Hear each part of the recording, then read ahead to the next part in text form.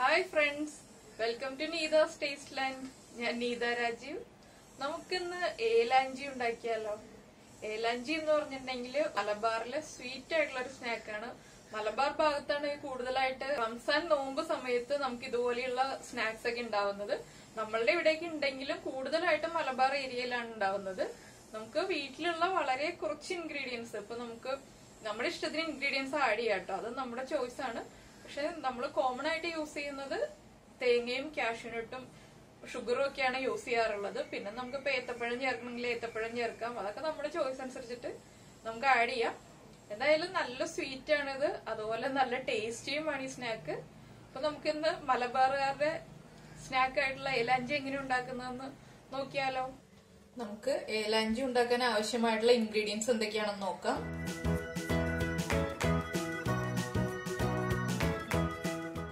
നമ്മള് മൈദപ്പൊടി എടുത്തിട്ടുണ്ട്, മുട്ട, വെള്ളം, മഞ്ഞൾപ്പൊടി, ഉപ്പ്, നെയ്യ്, റൈസിൻസ്, കാഷ്യൂനട്ട്, ഷുഗർ, തേങ്ങ ചിരവിയത്. ഇതിപ്പോ ഞാൻ 1 കപ്പ് മൈദപ്പൊടിയാണ് എടുത്തിട്ടുള്ളത്. 1 കപ്പ് മൈദപ്പൊടിക്ക് 1/2 കപ്പ് തേങ്ങ ചിരവിയത് എടുത്തിട്ടുണ്ട്. 1/4 കപ്പ് പഞ്ചസാര എടുത്തു വെച്ചിട്ടുണ്ട്. നമ്മുടെ മധുരത്തിനനുസരിച്ച് പഞ്ചസാര എങ്ങനെ വേണമെന്ന് നമുക്ക് തീരുമാനിക്കാം. മധുരം അധികം ആവശ്യമില്ലാത്ത ആൾക്കാരാണെങ്കിൽ കുറച്ച് ചേർക്കാം. ആദ്യം നമുക്ക് നമ്മുടെ കാഷ്യൂനട്ടും റൈസിൻസും ഒക്കെ ഒന്ന് റോസ്റ്റ് ചെയ്തെടുക്കാം. നമ്മൾ കാഷ്യൂനട്ടും റൈസിൻസും റോസ്റ്റ് ചെയ്തെടുക്കാൻ വേണ്ടിയിട്ട് ഒരു പാൻ വെച്ചിട്ടുണ്ട്.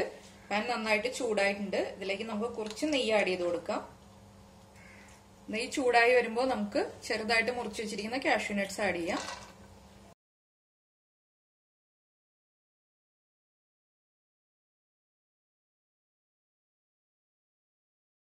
കാഷ്യൂനട്ട്സ് റോസ്റ്റ് ചെയ്യുമ്പോൾ നമ്മൾ എപ്പോഴും ലോ ഫ്ലെയിമിൽ വെച്ചിട്ട് റോസ്റ്റ് ചെയ്യുക. ഹൈ ഫ്ലെയിമിൽ വെച്ചിട്ടുണ്ടെങ്കിൽ വേഗം തന്നെ കളർ മാറിപ്പോവും.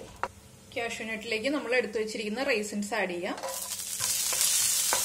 ഞാനിപ്പോ റൈസിൻസ് ഇങ്ങനെ ചേർക്കുമ്പോൾ കാഷ്യൂനട്ടിന്റെ കളർ ചേഞ്ച് ആവാതെ തന്നെ ചേർക്കുമ്പോൾ റൈസിൻസ് കറക്റ്റ് ആയിട്ട് കുക്ക് ആവുകയും ചെയ്യും. കാഷ്യൂനട്ടിന്റെ കളർ വല്ലാണ്ട് അങ്ങ് മാറിപ്പോവില്ല. കറക്റ്റ് കളറിലാവുമ്പോൾ തന്നെ റൈസിൻസിന്റെ കുക്കിംഗ് ടൈമും ആവും. അതുകൊണ്ടാണ് ഇങ്ങനെ ചേർക്കുന്നത്. ഇല്ലെങ്കിൽ നമുക്ക് കാഷ്യൂനട്ടും റൈസിൻസും സെപ്പറേറ്റ് റോസ്റ്റ് ചെയ്തെടുക്കാം. നമ്മുടെ റൈസിൻസ് റെഡിയായി വന്നിട്ടുണ്ട്. അപ്പോൾ നമ്മുടെ കാഷ്യൂനട്ടിന്റെയും കറക്റ്റ് കളറായിട്ടുണ്ട്. നമുക്കിതൊരു ബൗളിലേക്ക് മാറ്റാം. നമുക്ക് ഈ സെയിം പാനിലേക്ക് തന്നെ കുറച്ചുകൂടി നെയ്യ് ചേർക്കാം. നെയ്യിലേക്ക് നമ്മൾ ചിരവി വെച്ചിരിക്കുന്ന തേങ്ങ ചേർക്കാം. തേങ്ങയിലേക്ക് നമുക്ക് കുറച്ച് പഞ്ചസാര ആഡ് ചെയ്യാം. ഞാനിപ്പോ 1/4 കപ്പ് പഞ്ചസാരയാണ് എടുത്തിട്ടുള്ളത്. ഇതിന്റെ പകുതി ചേർക്കുന്നുള്ളൂ. ഞാൻ തേങ്ങ ചേർത്തപ്പോൾ എനിക്ക് തേങ്ങ വളരെ കുറവായിട്ട് തോന്നിയത് കൊണ്ട് ഞാനിപ്പോ ഒരു 2 പിടി തേങ്ങയും കൂടി ചേർത്തിട്ടുണ്ട്. അപ്പൊ കൃത്യ അളവ് ഞാൻ ലാസ്റ്റ് പറയാം. ഈ തേങ്ങ നമ്മൾ മുഴുവൻ യൂസ് ചെയ്യുകയാണെങ്കിൽ അതനുസരിച്ചിട്ട് തേങ്ങയുടെ അളവ് പറഞ്ഞു തരാം.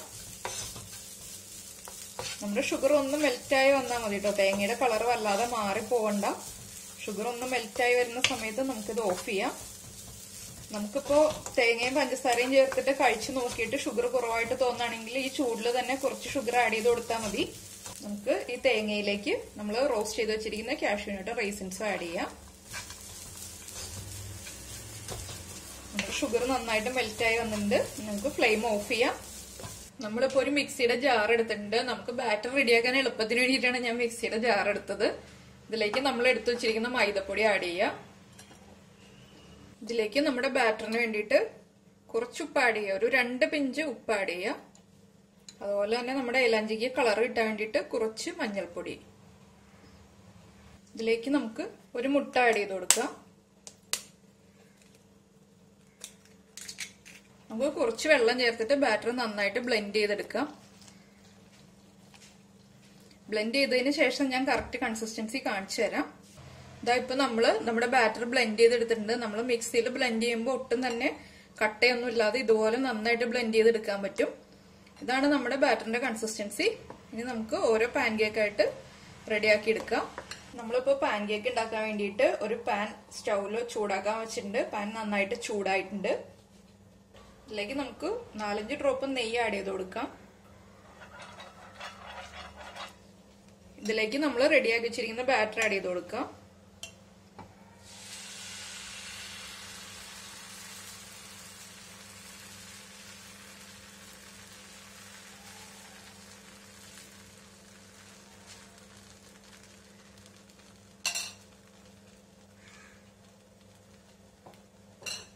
ബാറ്റർ ഒന്ന് നന്നായിട്ട് കുക്കായിട്ട് വരട്ടെ. അപ്പൊ നമ്മുടെ പാൻ കേക്ക് കുക്കായിട്ടുണ്ട്. നമുക്കിതൊരു പ്ലേറ്റിലേക്ക് മാറ്റാം. ഇതുപോലെ നമുക്ക് അടുത്ത പാൻ കേക്കും റെഡിയാക്കി എടുക്കാം.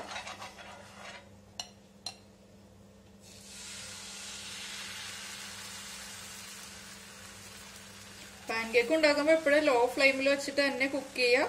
അല്ലെങ്കിൽ നമ്മുടെ ബാറ്റർ ഇങ്ങനെ നമ്മൾ സ്പ്രെഡ് ചെയ്യുന്ന ഈ കയ്യിലേക്ക് ഒട്ടി പിടിക്കും.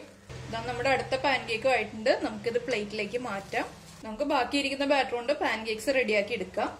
നമ്മളിപ്പോ ഇതാ ഇതുപോലെ പാൻ കേക്ക്സ് റെഡിയാക്കി എടുത്തിട്ടുണ്ട്. ഞാനിപ്പോ ഇതിന് ബാക്കി സെറ്റ് ചെയ്യാൻ പോവാണ്. നമ്മൾ പാൻ കേക്ക് റെഡിയാക്കി എടുത്തിട്ട് നമ്മുടെ പാൻ കേക്കിന്റെ നല്ല ഭംഗിയുള്ള പോർഷൻ ഉണ്ടല്ലോ, അത് അടിഭാഗത്താക്കി വെക്കാം. നമ്മുടെ ഏലാഞ്ചി കാണാനൊരു ഭംഗി ഉണ്ടാകാൻ വേണ്ടിയിട്ടാണ് ഞാൻ ഇങ്ങനെ തിരിച്ചു വെക്കുന്നത് കേട്ടോ. ഇതിലേക്ക് നമ്മൾ റെഡിയാക്കി വെച്ചിരിക്കുന്ന തേങ്ങയുടെ മിക്സ് ഒരു സൈഡിൽ വെച്ചു കൊടുക്കുക.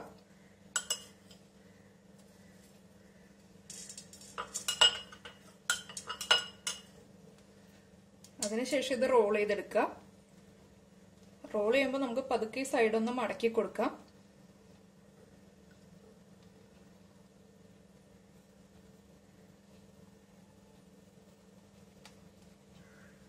കണ്ടോ, നമ്മുടെ ഒരേ ലഞ്ച് റെഡിയായി. ഇത് നമുക്ക് വേറെ പ്ലേറ്റിലേക്ക് മാറ്റാം. ബാക്കിയുള്ളത് ഇതുപോലെ നമുക്ക് റെഡിയാക്കി എടുക്കാം. നമ്മുടെ ഏലാഞ്ചി എല്ലാം നമ്മൾ റെഡിയാക്കി എടുത്തിട്ടുണ്ട്. അപ്പോൾ എല്ലാവരും റംസാന് ഏലാഞ്ചിയൊക്കെ ഉണ്ടാക്കി കഴിക്കുക. റംസാൻ ടൈമിൽ അല്ലാതെയും നമുക്ക് ഇടയ്ക്ക് വൈകുന്നേരം സ്നാക്കായിട്ട് കഴിക്കാവുന്നതാണ്. അപ്പോൾ ഉണ്ടാക്കി കഴിച്ചതിന് ശേഷം കമന്റ്സ് കമന്റ് ബോക്സിൽ ഇടുക. അതുപോലെ ലൈക്ക് ചെയ്യുക, ഷെയർ ചെയ്യുക, സബ്സ്ക്രൈബ് ചെയ്യുക. നമുക്ക് അടുത്ത ഡിഷുമായിട്ട് അടുത്ത ദിവസം കാണാം. ബൈ.